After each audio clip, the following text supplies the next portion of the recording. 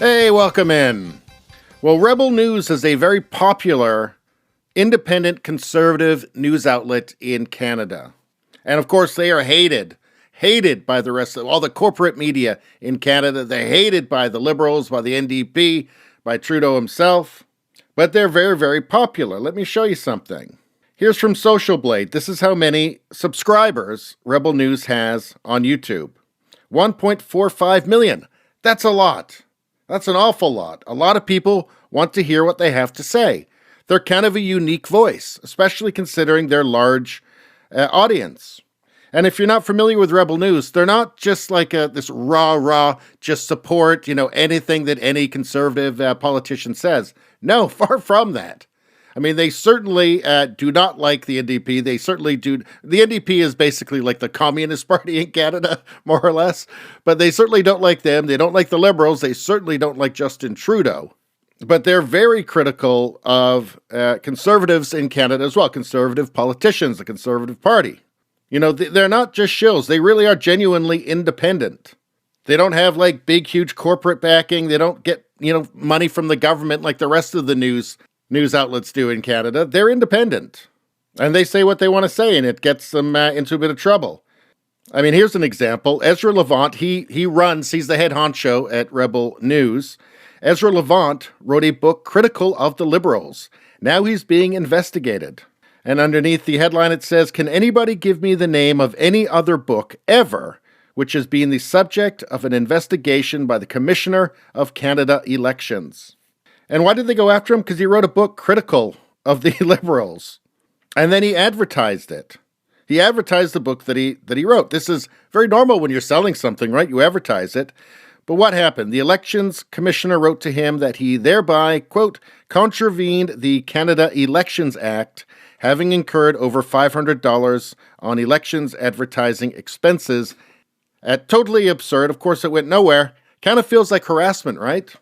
Here's something else from the National Post, and this is from February 2nd, 2021. The Liberal government has been adamant for some time that it intends to deviate from Canada's firmly established approach to free speech in the name of protecting us from, quote-unquote, online hate. And who decides what online hate is? What is it, this guy, the Heritage Minister? Is it him? Because I don't trust him. Just going to interrupt for 1 second to say, if you like this content, subscribe so you can see more. Thanks a lot.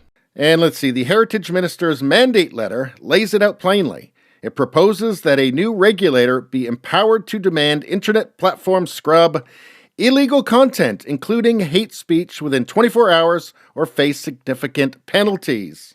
So putting pressure on the social media companies, saying that they want to appoint a regulator to demand that they scrub YouTube, for instance, Facebook, obviously, illegal content, including hate speech. And again, who will be deciding what is hate speech? Well, it won't be you. I can tell you that much. And what will be hate speech? I don't know. Maybe Rebel News? Maybe they think that Rebel News is hate speech. Maybe they think that all criticism of Mr. Trudeau is hate speech. So anyway, why did they get demonetized? They say they've got three choices.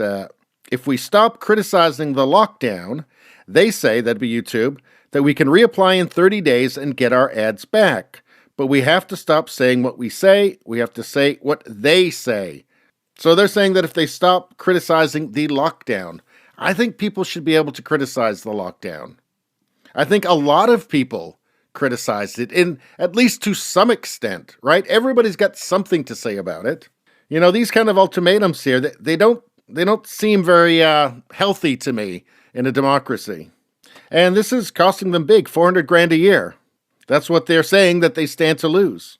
And they say there's three things here which can help them. You can go to afteryoutube.com and you can give them your name and your email address so they can contact you after they get banned from YouTube, which is probably going to happen, let's be honest. You can go to their alternative video platforms, so like Odyssey, BitChute. I believe they're in talks with Rumble to do something over there. I'm on all those platforms, by the way, and they're great. I highly recommend them. And he's asking to contribute because it's money. You need money to do this stuff, right? People still need to eat. You still need staff.